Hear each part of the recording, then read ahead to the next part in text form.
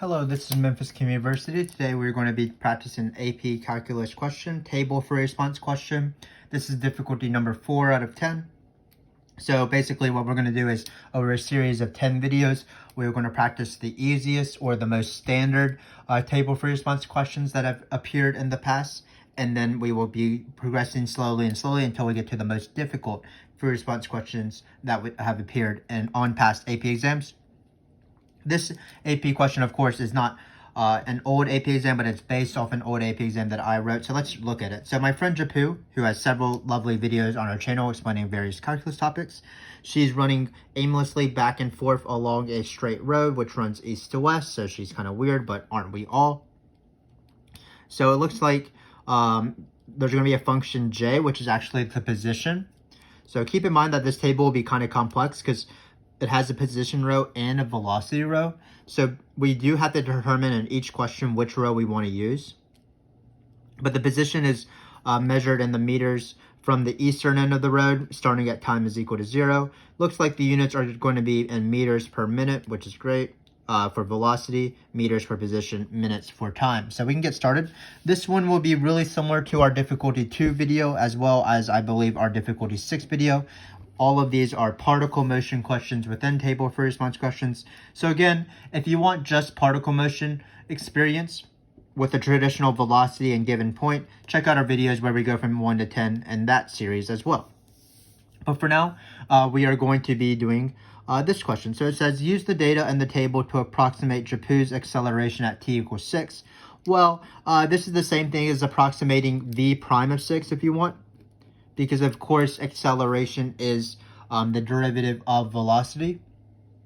So in these questions, well, we're not going to find the derivative, we're going to approximate the derivative. So instead of finding the calculus slope, we're going to just be doing the algebra slope on an appropriate pair of columns in the table. So we're going to write v prime of 6. Again, this is a of 6, of course. So we're not doing calculus slope, we're just doing algebra slope instead. So which column should we choose? Well, 6 is in between 4 and 8, so that looks like a good choice. You choose the column where 6 is in between these adjacent columns or a pair of columns. So it's v of 8 minus v of 4 over 8 minus 4. Again, be careful as you do this. We're not going to be using this position row because notice we're finding the slope on velocity. So it's going to be 1 minus 3 over 8 minus 4. So it's 1 minus 3 over 8 minus 4. So it's going to be negative 2 over 4, which is negative 1/2 meters per minute. And what's the unit? Well, it's an algebra slope or a calculus, approximating a calculus slope of velocity. So anytime you have a rate or a slope, what you want to do is you want to divide by a time period. So this is the units of velocity. So to find the units of acceleration, you can say meters per minute, or I'm going to say meters per minute squared. So you might be wondering, well, Japu is pretty slow. She's going negative 1/2 meters per minute, her acceleration. But keep in mind that her velocities are changing because she's going back and forth, so it's going from positive to negative and positive to negative. So this is a fairly reasonable number. You'll see in later questions that this table really makes no sense at all. I sort of put random numbers in there, but the random numbers will do their part. The questions are still valid. So let's do the second question. So the first question, again, was a pretty easy question on these table for response questions, which just approximated a derivative using algebra slope. And we use this row right here. So the next question is explain why there must be. So even from this wording, I know that it's probably MBT or IVT, because MBT or IVT are the two theorems in which we show a time exists rather than find the time that exists. So it's going to be MBT or IVT. So what's interesting about this question is that because we have both the rows of position and velocity, and we're trying to show that the particle is at rest at one of these times, we can actually choose between MBT or IVT. But before we do that, let's review what particle at rest means. That's a particle motion question. So I'm just going to answer a bunch of questions that are not on here, but a particle is moving forward when velocity is positive. A particle is moving backwards when velocity is negative. Particle is changed directions when velocity goes from positive to negative or negative to positive, if velocity changes signs. And finally, a particle is at rest is when velocity is 0. Is at rest when velocity is 0. So this is why this question is a little bit tricky, because we have a choice of MVT or IVT. Usually we don't have this choice. Usually IVT works is if the function that you want matches the one in the table, but here velocity is in the table. MVT works where the function is the derivative of the function in the table, but velocity is the derivative of position, which in this case is j of t. So we actually do have to choose between MVT or IVT, and probably both of them don't work. So let's just see if it's MVT. So MVT is algebra slope. So what you would want to be doing is you want to be doing the algebra slope on j, because j's derivative, position's derivative is velocity, and the phrase is calculus slope equals algebra slope of that function, so in this case of j. So what you would want to do is you want to find 60 minus 20 divided by 16 over 12. That's the algebra slope on these two intervals for this function, or on this interval for this function.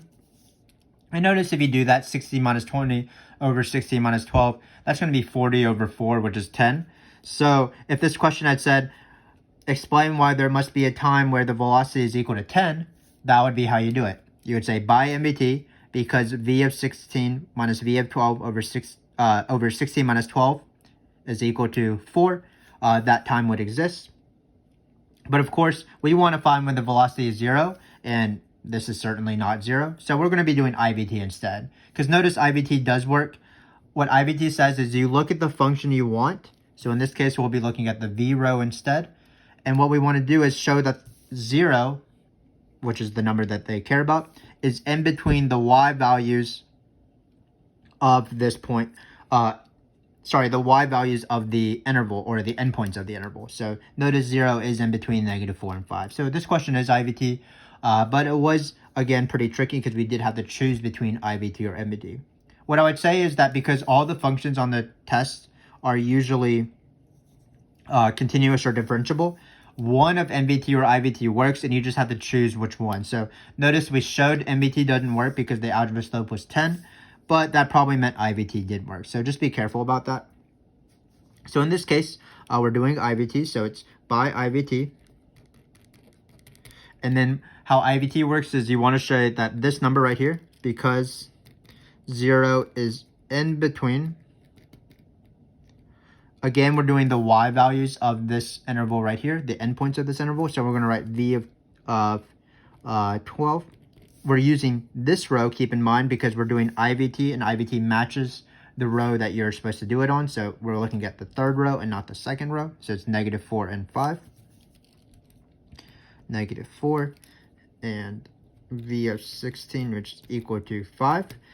That's actually the justification for IVT. You just need to show that the y value is in between the y values of the endpoints. So what I do is I just conclude their sentence and I change their sentence into a statement. So explain why there must be a time. By IVT, because this, and this, there must be a time.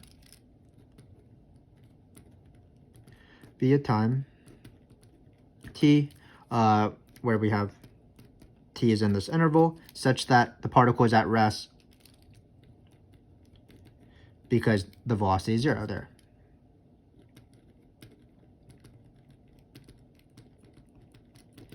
And that is a sort of MVT, IVT question in these contexts. You can expect one in every single table for response question. It appears probably 80% of times. And again, the general rule is you first know it's MVT or IVT because it's worded in a different way. Explain why there must be, or what's the fewest number of things that this happens. And then MVT is usually for algebra, or not usually, but always for calculus slope equals algebra slope.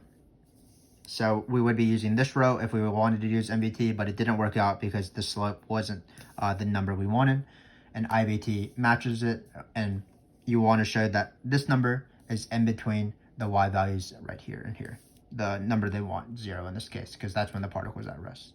So a little bit of a tricky question, because first off, we had to recognize the velocity had to be 0, and then we had to choose between IVT or MVT, but we managed to get there in the end. So let's do another review of particle motion. So it says, using correct units, explain the meaning of this integral right here. So remember that if you just have the absolute value of velocity, that's speed. Sometimes they want you to either plug in a number for speed or set speed to be equal to a number, but just keep aware, it's not the same thing as velocity, it's the absolute value of velocity. Then when you integrate the absolute value of velocity, that's going to be total distance. So the integral of the absolute value of velocity is the total distance and whatever your length units is, in this case it's meters, in meters over the time period 0 to 16. If you didn't have the absolute value bars, if it was just the integral of the velocity, that would be total displacement. Another thing is if you had 1 over 16 minus 0, that becomes average speed. So you want to know how to slowly or quickly go from and add certain things like absolute values, integrals, and just see how the concepts change. So velocity, of course, is v. Absolute value of velocity is speed. Integral of that is total distance. 1 over b minus a would be average speed. But in this case, we don't have the 1 over b minus a. We're just doing the integral. And we are doing a midpoint Riemann sum. So some people have difficulties with midpoint Riemann sums, but they're not any harder than left or right. It's only going to be 2 equal intervals. But keep in mind, the key is, and the most easy thing to miss in this question that we alluded to in difficulty number 2, is that because we're doing the integral of the absolute value of velocity, any velocity values we read in the table, we're going to take the absolute value of it. So let's do that here. So again, it's only 2 Riemann sums. So it's going to be from 0 to 8 and 8 to 16. Midpoints are usually the only Riemann sum where you don't use adjacent columns like you do for left, right, or trapezoidal. You use the entire, like a trio of columns because you need the y value of the midpoint. But still, it's the same thing. It's always the difference in the x's or the t's in this row right here. So it's always going to be 8 minus 0, and then in this case, it'll be 16 minus 8. So that's going to be the base of the rectangles. So when we do this integral, it's going to be 8 times something because it's the base is 8 minus 0 and 16 minus 8. So it's 8 times something. I'll find it later. And then 8 times something. So again, that doesn't change. And we're also using the velocity row. So be careful we're using the second row because we are doing the integral of the absolute value of velocity and not j, for example. So in this case, let's do the first sum, the first rectangle. So again, it's always the difference in the x's. So the base of the rectangle is going to be 8. If we were doing left, we would choose the left value, which would be 2. If we were doing right, we would choose the right value, which is 1. But we are doing the midpoint. So we're going to choose the y value of the midpoint, which is 4, which is why it has to be in a trio like this because they have to tell you the y value of the midpoint. So it's going to be 3 here. So it's going to be 8 times 3 is the first one. Keep in mind that we did not use these numbers at all because they were not midpoints of any intervals. Then we're going to do the midpoint value of this one as well. Again, it's always the difference in the x's. So it's always 16 minus 8. In this case, that's 8, of course. So that's why we wrote 8. That's going to be the base of the shape. Then we're going to choose the midpoint value on this row right here. But keep in mind, again, that we are not actually going to choose -4. It's just so easy to write that because it's just right there. But because we're doing the absolute value, we are going to be doing times 4. So in this case, it's going to be 8 times 3 plus 8 times 4. That's the same thing as 8 times 7, which is going to be 56 meters. Probably not super reflective of the actual question. She probably changes a little bit more. But in this case, with the information provided, this is the answer. So again, this is the total distance in meters. So basically, my friend Japu ran or jogged 56 meters between this time interval of 0 to 16. So she traveled 56 meters in these 16 minutes, which is obviously really slow, but maybe, I don't know, I don't know how fast she runs. But this is again the question. To do this, we did an integral of the absolute value of velocity because that is the total distance, the integral of speed. And then we did the Riemann sum, always the difference in the x's and t's in this case, 8 minus 0 times a different y value, 3 in this case. For this one, we chose 4 because we were doing the absolute value of velocity. And notice we didn't use any of these numbers because, again, these three numbers were not midpoint. They weren't y values of the midpoints of any intervals. But that's that question.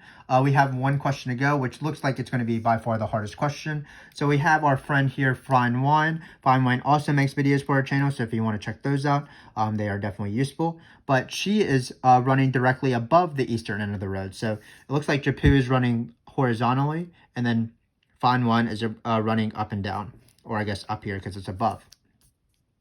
Her position, I did mark this out because I wanted a better function, so forgive me for that. But notice this is not velocity, it's position. So her position F, just like Japu's position was J in the table, is given by this guy right here. And then we are going to try to find the distance. The distance is, of course, represented by the Pythagorean theorem, because you have Japu running back and forth around here. Then you have her Fine Wine moving up. So when you have this is going to be J, F, and distance. So even if they didn't tell you this formula, this is how it's formed. And then we want to find the rate of change of the distance between the two friends at t is equal to 8. So keep in mind that for this question, this is a related rate question. So when we take derivatives, we need to employ implicit differentiation. Sometimes related rates do appear in these table for response questions. Keep in mind that you do related rates when you have a situation like this, where you have time values. And the really tricky thing is that you would do this even if the function was in terms of x's, because x would probably be a function of t. So you would need to multiply by dx dt or x prime, one of the only times on the AP exam where you multiply by x's derivatives. So keep in mind of that. I believe that we will have a future video on that. I'm not exactly sure of the number, but I think it will be difficulty number 7, where we practice doing a related rate where it's sort of disguised that we have to do implicit differentiation. But in this case, it's not going to be too bad. So it is a related question. What you want to do is identify the function, which is already given to us. So it's going to be this function right here. You can maneuver things around to isolate d of t if you wanted to, but when I do this, I usually just go straight for the derivative, where again, for every single one of these, I'm going to be doing implicit differentiation. So how does implicit differentiation work? Well, the derivative of y squared is not just 2y, it's 2y times y prime, because y is a function of x. So this is the chain rule. You're multiplying by the derivative of the inside function, the inside function being y. So it will work the same way. The derivative of dt is not just 2 times dt using the power rule. You do have to employ the chain rule. The derivative of the inside function is d prime of t. And that's actually what we're going to be finding, because that's the rate of the distance. The derivative of these two are very similar. It's going to be 2 times j of t times j prime of t. And then finally 2 f of t, f prime of t.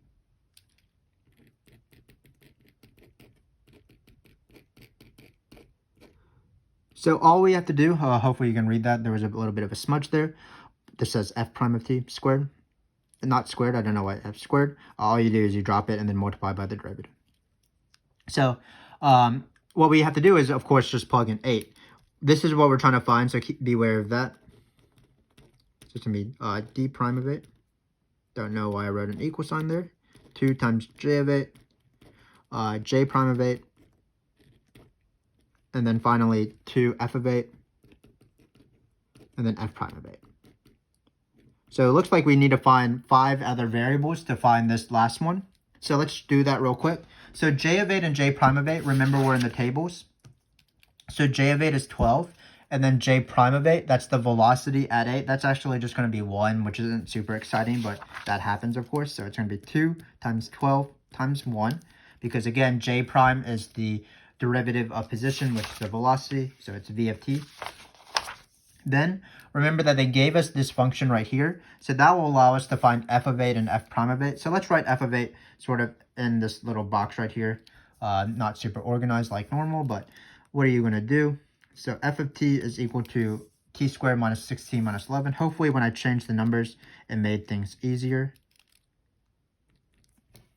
So first let's plug in 8 to find f of 8. So f of 8 is equal to, I'm running out of room, so I'm just going to do this in one step. 8 squared is 64. 6 times 8 is 48 minus 11. So 64 minus 48 is going to be, what is 64 minus 48? It's going to be 16. And then 16 minus 11 is 5. That's great. And then f prime of 8, of course, is just going to be the derivative of this function. So f of prime of t is going to be 2t minus 6. And then when we plug in 8, because again, we're trying to find f prime of 8. You might not be able to see it, but f prime of 8. So it's going to be f prime of 8 is equal to 8 times 2 is 16. 16 minus 6 is 10. So that number is going to be 10. So again, we're trying to find d prime of 8.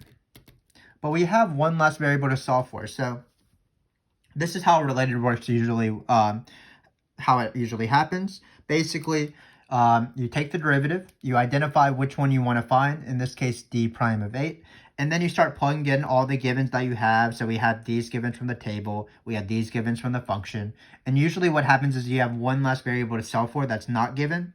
But what you do is you usually use the original equation, and in this case, it was the Pythagorean theorem to find this last variable. So this happens a lot in related rate questions. We do have videos, of course, on related rate questions. But imagine if they said something like the area of the circle, and you take the derivative of the area of the circle. A is equal to 2 pi r squared. So the derivative would be a prime is equal to 2 pi r prime.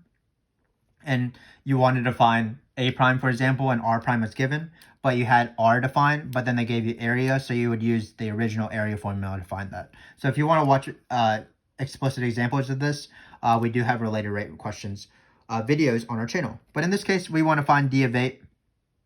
We're going to use the original, and luckily this is going to be a famous Pythagorean theorem triple when you have j being 12 and you have f being 5. That's your 5, 12, 13 triangle. So it ends up being that d of 8. Again, we use the original. That was the last variable to solve for. That's going to be 13. That's the worst 13 I've ever drawn, but hopefully that makes sense. And then finally, notice that we plugged in numbers for every single one, so we are ready to find d prime of 8. One thing we can do is we can divide everything by 2 to make this math a little bit simpler. Then it looks like it's going to be 50 plus 12, 5 times 10 plus 12, 62. 62 divided by 13 is going to be our answer. So let's write it right here. D prime of 8. It doesn't ask me for units, but in this case, the units would be the same units as any of these velocities or rates. So it looks like the units will be meters per minute as well. So that's this free response question. As usual, let's just recap it pretty quickly, and then we were done with this video. So the first question was pretty easy. It was just approximating a derivative. You just had to use the right row. And because we were taking a derivative of v, or doing algebra slope to approximate that, we used the v column and did algebra slope. Same thing in this question with an IVT, MVT question. You have to determine which function to use, either IVT or MVT. In this case, we did IVT because 0, which is when a particle is at rest, happened to be in between the y values here. We saw that if this were a question where v of t is equal to 10, for example, well, the algebra slope of this function right here on position happened to be 10, so that's what it would be an MVT question. So we did have to decide which one to use, MVT or IVT.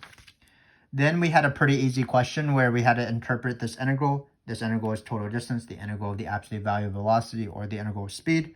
Then we did a Riemann sum. Riemann sums work the same way as the left and right. It's always the difference in the x's, and then you choose the y value of the midpoint of each interval. In this case, remember that we treated -4 as 4 because we were doing the absolute value. Finally, we have this weird related rate question, which works similar to most related rate questions.